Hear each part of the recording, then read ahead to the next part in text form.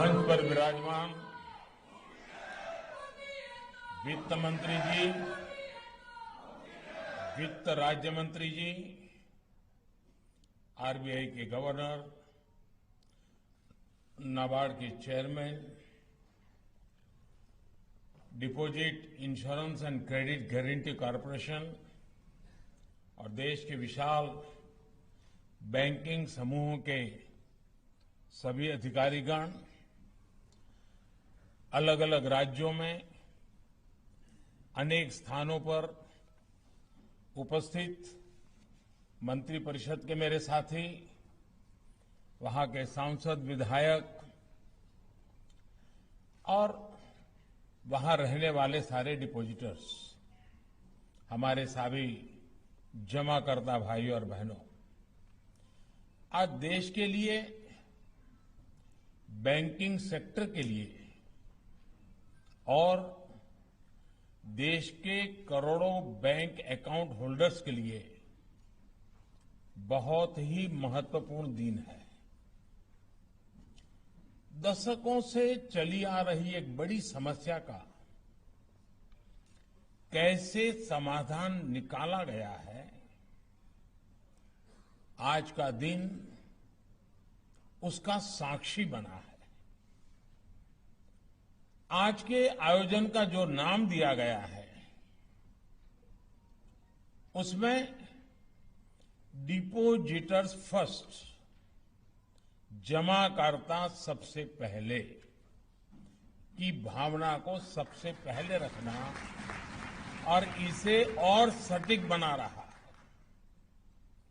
बीते कुछ दिनों में 1 लाख से ज्यादा डिपॉजिटर्स को बरसों से फंसा हुआ उनका पैसा उनके खाते में जमा हो गया है और ये राशि करीब करीब 1300 करोड़ रुपए से भी ज्यादा है। अभी आज यहां इस कार्यक्रम में और इसके बाद भी 3 लाख और ऐसे डिपॉजिटर्स को बैंकों में फंसा उनका पैसा उनके खाते में जमा होने वाला है, पैसा उनको मिलने वाला है। ये अपने आप में छोटी बात नहीं है और मैं खास करके हमारे देश को, हमारे जो मीडिया के साथी हैं, आज मैं उनसे एक रिक्वेस्ट करना चाहता हूं। और मेरा अनुभव है, जब स्वच्छता अभियान चला रहा था, मैंने मीडिया के मित्रों को रिक्वेस्ट की, आज भी उसको वो बराबर मेरी मदद कर रहे हैं। आज मैं फिर से उनको एक रिक्वेस्ट कर रहा हूं। हम जानते हैं कोई बैंक डूब जाए तो कई दिनों तक खबरें फैली रहती है, टीवी पर, अखबारों में। स्वाभाविक भी है क्योंकि वो घटना ही ऐसी होती है, बड़ी बड़ी हेडलाइंस भी बन जाती है, बहुत स्वाभाविक है। लेकिन आज जब देश ने एक बहुत बड़ा रिफॉर्म किया, एक बहुत बड़ी मजबूत व्यवस्था शुरू की है, डिपॉजिटर्स को, जमाकर्ताओं को उनका पैसा वापस दिलाया जा रहा है, मैं चाहूंगा कि उसकी भी उतनी ही चर्चा मीडिया में हो, बार बार हो। इसलिए नहीं कि मोदी ने किया इसलिए करना है, ये इसलिए जरूरी है कि देश के डिपॉजिटर्स में विश्वास पैदा हो। कि हो सकता है कुछ लोगों के गलत कारणों से, गलत आदतों से कोई बैंक डूबेगा, हो सकता है, लेकिन जमाकर्ता का पैसा नहीं डूबेगा, जमाकर्ता का पैसा सुरक्षित रहेगा। ये मैसेज से देश के जमाकर्ता में विश्वास पैदा होगा, बैंकिंग व्यवस्था पे भरोसा पैदा होगा और ये बहुत जरूरी है। भाई और बहनों, कोई भी देश समस्याओं का समय पर समाधान करके ही उनसे विकराल होने से बचा सकता है। लेकिन हम भली भांति जानते हैं, वर्षों तक हमारे यहां एक ही प्रवृत्ति रही कि भाई समस्या है, टाल दो, दरी के नीचे डाल दो। आज का नया भारत समस्या के समाधान पर जोर लगाता है। आज भारत समस्याओं को टालता नहीं है।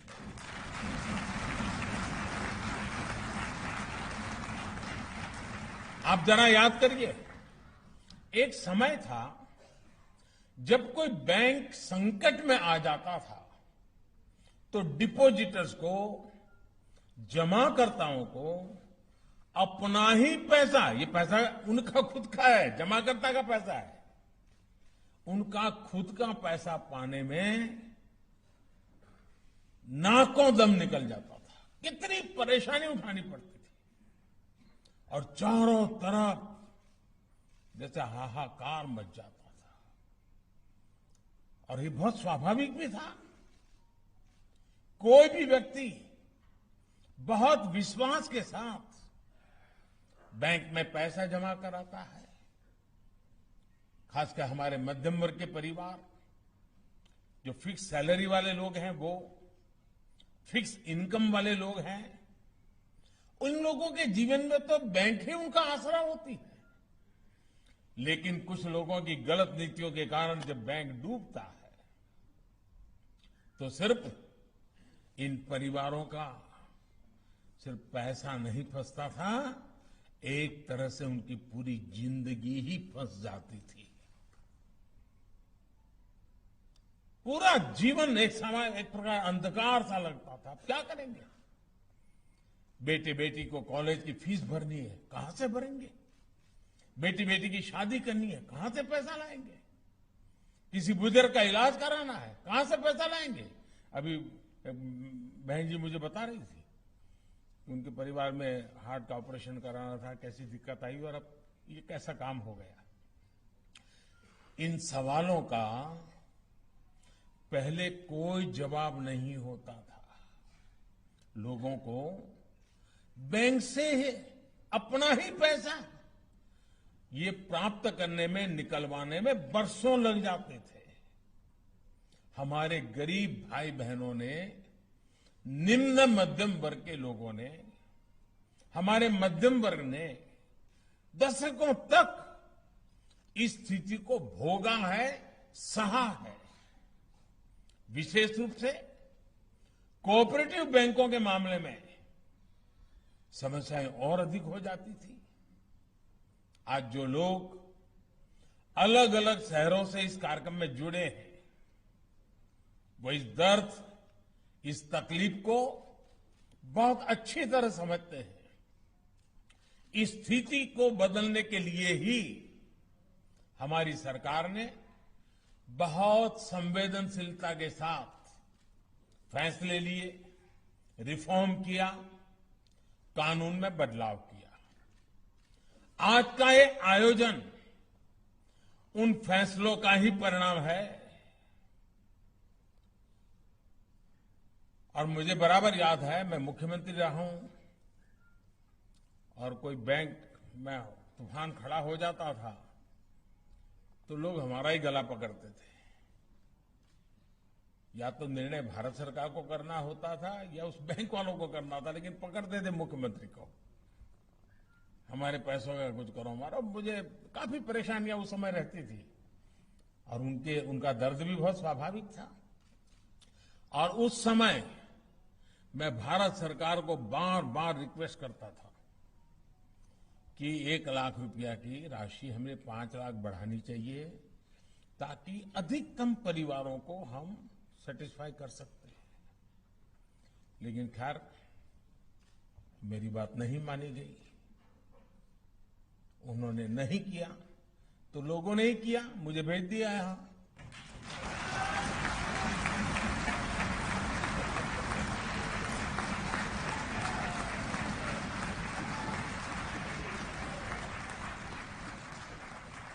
मैंने कर भी दिया।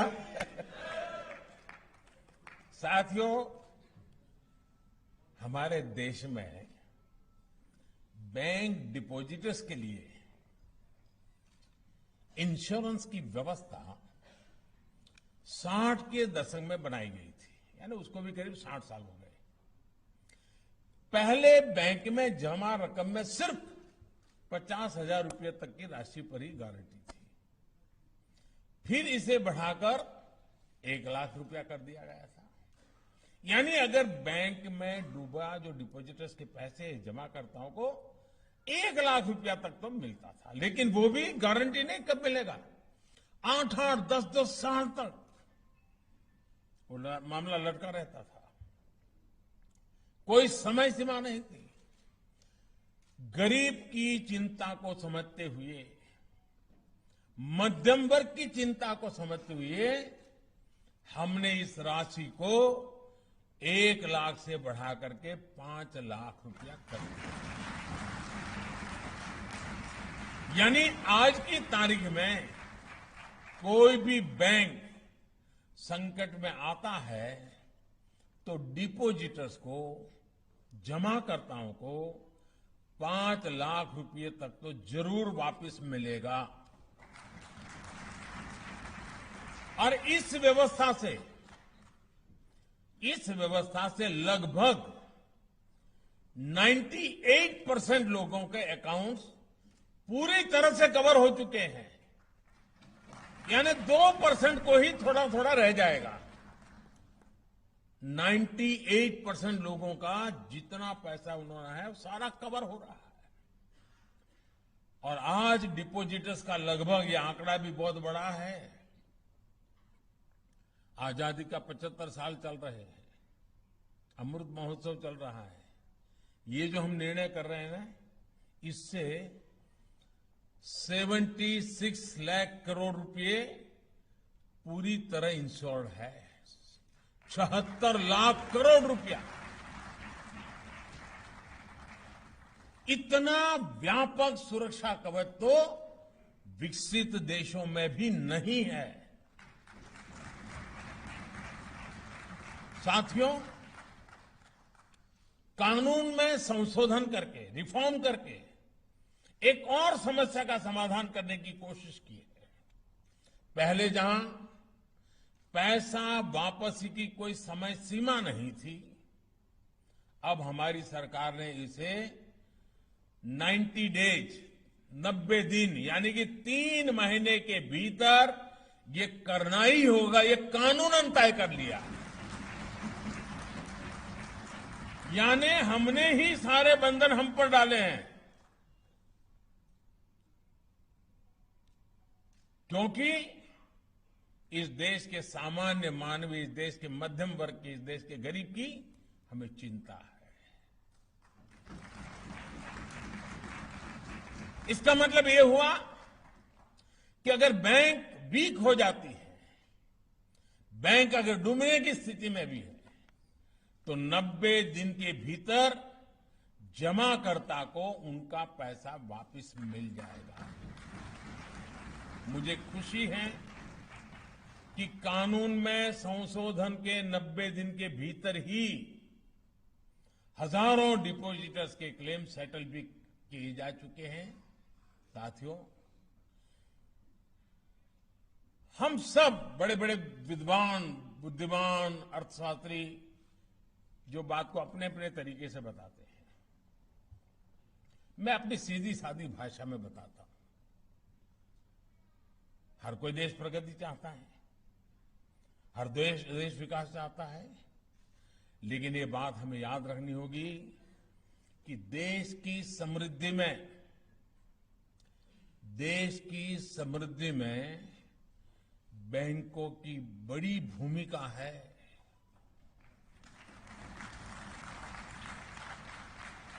और बैंकों की समृद्धि के लिए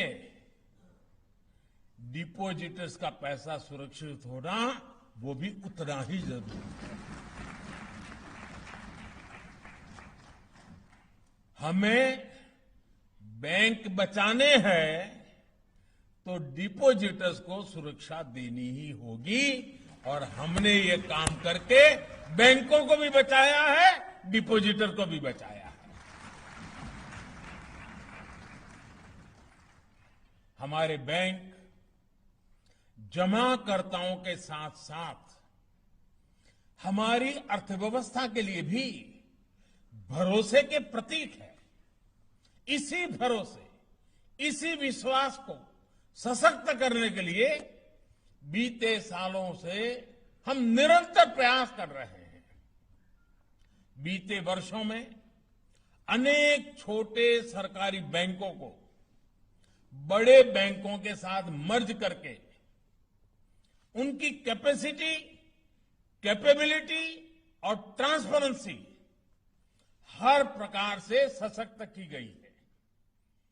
जब आरबीआई कोऑपरेटिव बैंकों की निगरानी करेगा तो उससे भी इनके प्रति सामान्य जमाकर्ता का भरोसा और बढ़ेगा।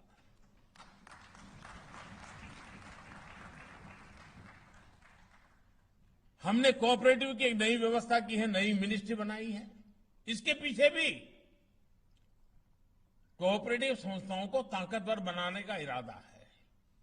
कोऑपरेटिव मिनिस्ट्री के रूप में विशेष व्यवस्था बनने से भी कोऑपरेटिव बैंक अधिक सशक्त होने वाले हैं।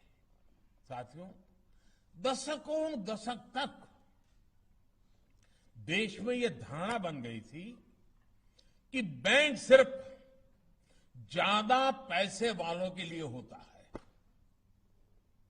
ये अमीरों की ही का घराना है, ऐसा लगता था। जिसके पास अधिक पैसा है वही जमा करता है, जिसके पास बड़ा बिजनेस है उसी को जल्दी और ज्यादा लोन मिलता है। ये भी मान लिया गया था कि पेंशन और बीमा जैसी सुविधाएं भी उसी के लिए हैं जिसके पास पैसे हैं, धनी है। दुनिया के सबसे बड़े लोकतंत्र के लिए ये ठीक नहीं है। न ये व्यवस्था ठीक है, न ये सोच ठीक है। और इसको बदलने के लिए भी हम निरंतर प्रयास कर रहे हैं। आज किसान, छोटे दुकानदार, खेत मजदूर, कंस्ट्रक्शन और घरों में काम करने वाले श्रमिक साथियों को भी पेंशन की सुविधा से जोड़ा जा रहा है। आज देश के करोड़ों गरीबों को 2-2 लाख के दुर्घटना और जीवन बीमा के सुरक्षा कवच की सुविधा मिली है। पीएम जीवन ज्योति बीमा योजना और पीएम सुरक्षा बीमा योजना के तहत लगभग 37 करोड़ देशवासी इस सुरक्षा कवच के दायरे में आ चुके हैं। यानी एक प्रकार से अब जाकर देश के फाइनेंशियल सेक्टर का, देश के बैंकिंग सेक्टर का सही मायने में लोकतांत्रिकरण हुआ है। साथियों, हमारे यहां समस्या सिर्फ बैंक अकाउंट की ही नहीं थी, बल्कि दूर सुदूर तक गांवों में बैंकिंग सेवाएं पहुंचाने की भी थी। आज देश के करीब करीब हर गांव में 5 किलोमीटर के दायरे में बैंक ब्रांच या बैंकिंग कॉरेस्पॉन्डेंट की सुविधा पहुंच चुकी है।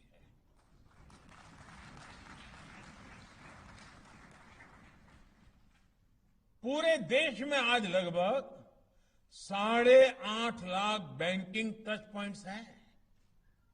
डिजिटल इंडिया के माध्यम से हमने देश में बैंकिंग और वित्तीय समावेश को नई बुलंदी दी है। आज भारत का सामान्य नागरिक कभी भी, कहीं भी, सातों दिन, 24 घंटे छोटे से छोटा लेन देन भी डिजिटली कर पा रहा है।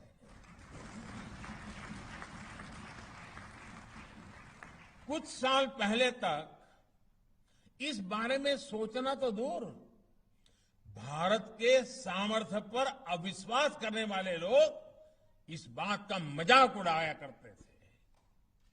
साथियों, भारत के बैंकों का सामर्थ्य देश के नागरिकों का सामर्थ्य बढ़ाए, इस दिशा में हमारी सरकार लगातार काम कर रही है। क्या कभी किसी ने सोचा था कि रेहड़ी, ठेले, फेरी पटरी वालों को भी, स्ट्रीट वेंडर्स को भी बैंक से ऋण मिल सकता है? न उसने कभी सोचा, न हम भी सोच सकते हैं।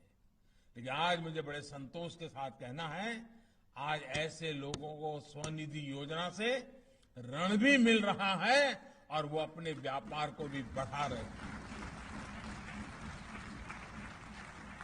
आज जब मुद्रा योजना देश के उन क्षेत्रों, उन परिवारों को भी स्वरोजगार से जोड़ रहे हैं जिन्होंने कभी इस बारे में सोचा तक नहीं था। आप सभी ये भी जानते हैं कि हमारे यहां छोटी जमीन वाले किसान, और हमारे देश में 85% किसान छोटे किसान हैं, बहुत छोटा सा जमीन का टुकड़ा है उनके पास। इतने बैंकों के होते हुए भी हमारा छोटा किसान बाजार से किसी तीसरे से महंगे ब्याज पर ऋण लेने के लिए मजबूर था। हमने ऐसे करोड़ों छोटे किसानों को भी किसान क्रेडिट कार्ड की सुविधा से जोड़ा और इसका दायरा पशुपालक और मछुआरों तक हमने बढ़ा दिया है।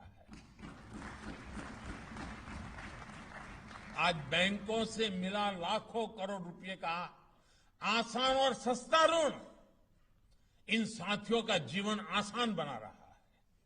साथियों, अधिक से अधिक देशवासियों को बैंकों से जोड़ना हो, बैंक लोन आसानी से सुलभ कराना हो, डिजिटल बैंकिंग, डिजिटल पेमेंट्स का तेजी से विस्तार करना हो, ऐसे अनेक सुधार हैं जिन्होंने 100 साल की सबसे बड़ी आपदा में भी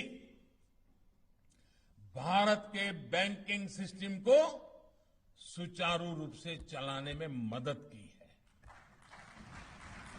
मैं बैंक के हर छोटे मोटे साथी को बधाई देता हूं इस काम के लिए कि संकट की घड़ी में उन्होंने लोगों को असहाय नहीं छोड़ा। जब दुनिया के समर्थ देश अपने नागरिकों तक मदद पहुंचाने में संघर्ष कर रहे थे, तब भारत ने तेज गति से देश के करीब करीब हर वर्ग तक सीधी मदद पहुंचाई। देश के बैंकिंग सेक्टर में जो सामर्थ्य बीते सालों में हमने विकसित किया है, उसी आत्मविश्वास के कारण देशवासियों का जीवन बचाने के लिए सरकार बड़े फैसले ले पाई। आज हमारी अर्थव्यवस्था तेजी से सुधरी तो है ही, लेकिन भविष्य के लिए बहुत सकारात्मक संकेत हम सब देख रहे हैं।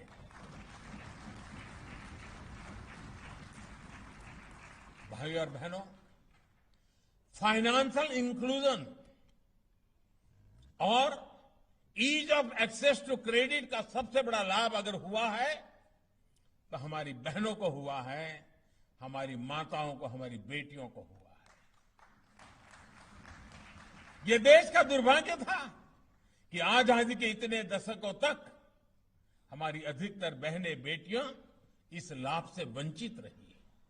स्थिति ये थी कि माताएं, बहनें अपनी छोटी बचत को रसोई में राशन के डिब्बे में रखती थी।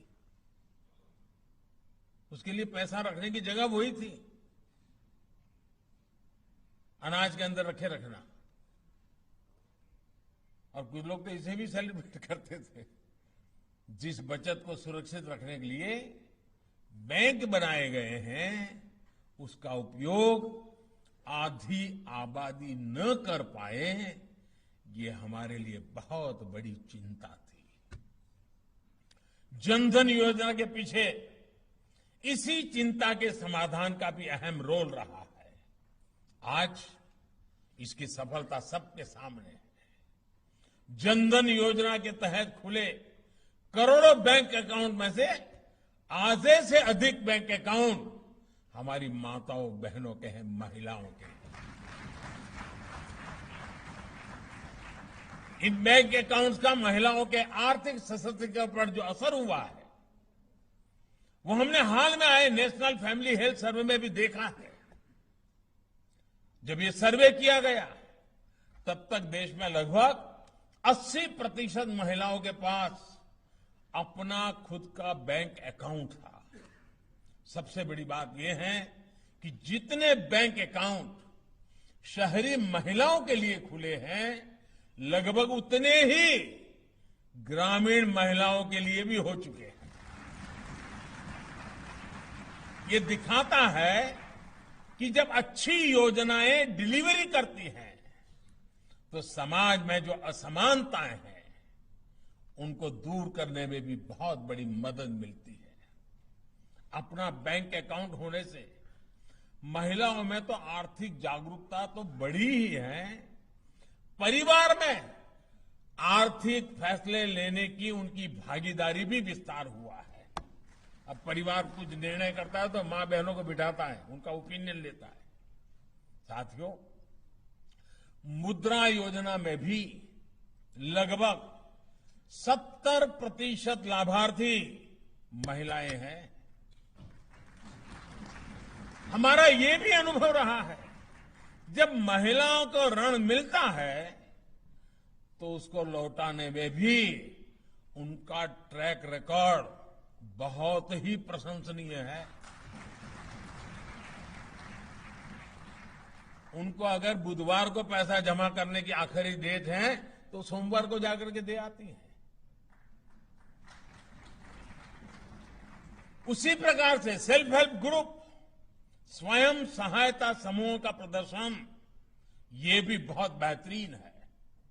एक प्रकार से पाई पाई जमा करा देते हैं हमारी इन माताएं बहनें। मुझे विश्वास है कि सबके प्रयास से, सबकी भागीदारी से आर्थिक सशक्तिकरण का ये अभियान बहुत तेजी से आगे बढ़ने वाला है और हम सब इसको बढ़ाने वाले हैं। साथियों, आज समय की मांग है कि भारत का बैंकिंग सेक्टर देश के लक्ष्यों को प्राप्त करने में पहले से ज्यादा सक्रियता से काम करे। आजादी के अमृत महोत्सव में हर बैंक ब्रांच 75 करोड़ को पीछे छोड़ करके उसको 1.5 गुना 2 गुना करने का लक्ष्य लेकर के चले। देखिए स्थिति बदलती है कि नहीं बदलती है। पुराने अनुभवों की वजह से ऋण देने में आपकी जो भी हिचक रही है, उससे अब बाहर निकालना चाहिए। देश के दूर सुदूर क्षेत्रों में, गांवों कस्बों में भी बड़ी संख्या में देशवासी अपने सपने पूरा करने के लिए बैंकों से जुड़ना चाहते हैं। आप अगर आगे बढ़कर लोगों की मदद करेंगे, तो ज्यादा से ज्यादा लोगों की आर्थिक शक्ति भी बढ़ेगी और इससे आपकी खुद की ताकत में भी वृद्धि होगी। आपके ये प्रयास देश को आत्मनिर्भर बनाने में, हमारे लघु उद्यमियों, मध्यम वर्ग के युवाओं को आगे बढ़ाने में सहायता करेंगे। बैंक और जमाकर्ताओं का भरोसा नई बुलंदी पर पहुंचेगा और आज का ये अवसर कोटि कोटि डिपॉजिटर्स में एक नया विश्वास भरने वाला अवसर है और इससे बैंकों की रिस्क टेकिंग कैपेसिटी अनेक गुना बढ़ सकती है। अब बैंकों के लिए भी अवसर है डिपॉजिटर्स के लिए भी अवसर हैं। ऐसे शुभ अवसर पर मेरी आप सबको बहुत बहुत शुभकामनाएं, बहुत बहुत धन्यवाद।